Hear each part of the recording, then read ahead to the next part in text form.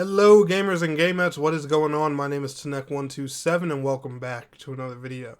And guys, in today's video, man, after the previous Wonderlands video I made, I had to go ahead and make this one because this video is going to make my previous video just sound so misinformed. And my previous video was literally just, a hype talk. I mean, the whole point of that video was to let you guys know, say, hey, I'm going to play the game.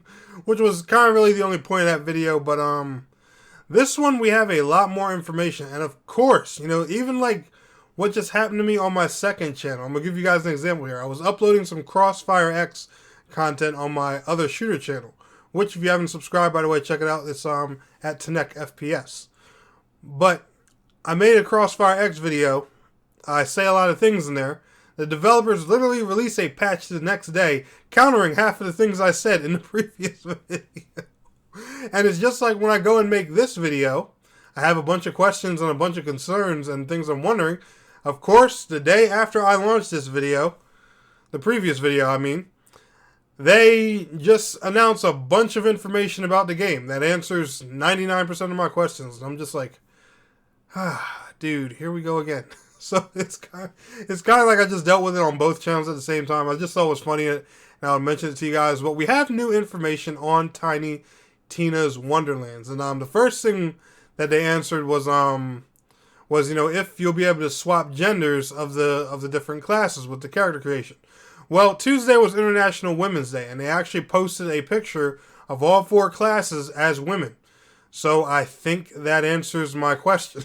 And I had even asked under the post, and a lot of people just, looked at me like I was crazy. They were like, well, they said character creation, so what do you think, dumbass, and stuff like that. And I'm just looking around like, I know it's a silly question, but all the information that was out there about character creation, they just never said anything specifically about gender swapping. And I was literally just curious, if you could play both genders as every class now. And it looks like you can.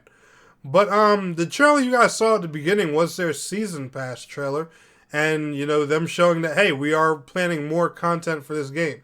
Now, me personally, I don't want to see the content end after one season pass. I do hope they do like they did with Borderlands 2 and 3, and do multiple season passes or more content drops and stuff like that, because I feel like this game's atmosphere is going to appeal to a lot more people with its fancy setting than the original Borderlands does. Now, I could be completely wrong, but I just personally, feel that way. And I feel like this game would be a lot more appealing to you guys than the typical Borderlands game, despite this game, being based in Borderlands' universe.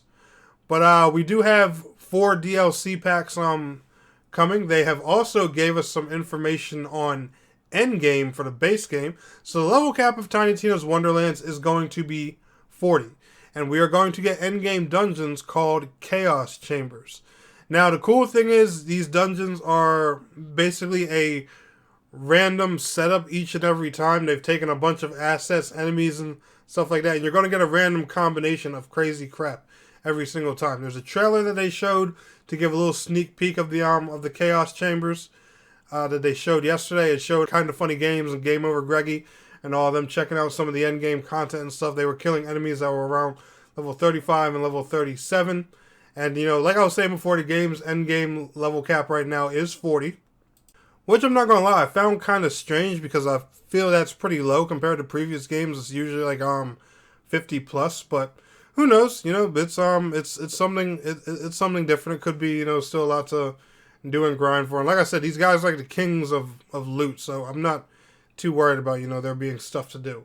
But when they were talking about these endgame dungeons, the Chaos Chambers, they said they have over 60 level layouts, which will mix and match throughout a dungeon run. And many types of enemies from the game can show up with up to 3 different kinds of armies in one room. So, yeah, with their enemy types, gear types, and everything, I'm not worried about the Chaos Chambers being meaty. I'm pretty curious to see how hard these are going to be and stuff like that. There's also a in-game currency you collect called Moon Orbs, which is what you get after every Chaos Chamber run. I'm guessing you use these to exchange for like gear and different things like that. There's also something you can pick up called crystals, which are most important during your run. It says you can pick up crystals in a variety of ways, but the most satisfying method is also the most consistent, smashing a crystalline rainbow glowing die that spawns when you've completed a room and open up a portal to the next one. How many crystals you collect impacts how many rewards you can score at the end of a chaos chamber dungeon. Okay, so the more crystals you got, the more goodies you get at the end of the run. Okay, that sounds that does sound pretty cool. It says you have 0 crystals at the start of a run, which I'm sure everybody figured. But yeah, the chaos dungeons sound pretty exciting. The endgame DLC does as well. That character that you saw in the beginning of the trailer that I showed before getting into this video, her name is Vesper, and she has these mystical mirror things.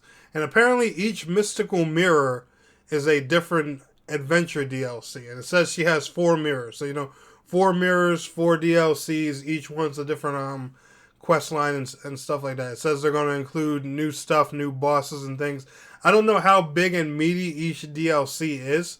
I have noticed that the season pass is looking to be a price line roughly around $20 because you can buy the next gen level edition of Tiny Tina's Wonderlands for $69.99, and then if you pay $20 more, you get the ultimate version with the season pass and all those goodies. So I'm assuming the season pass, if they decide to sell it separately, it's going to be about $20 or $25. I don't know how the value of the season pass is exactly measured. They did also say that all the DLCs will be purchasable separately as well. But I would assume, you probably want to get them all. So me personally, I would just buy the season pass because you know how DLC is when it's sold separately. It ends up costing more than just buying the original season pass in the first place.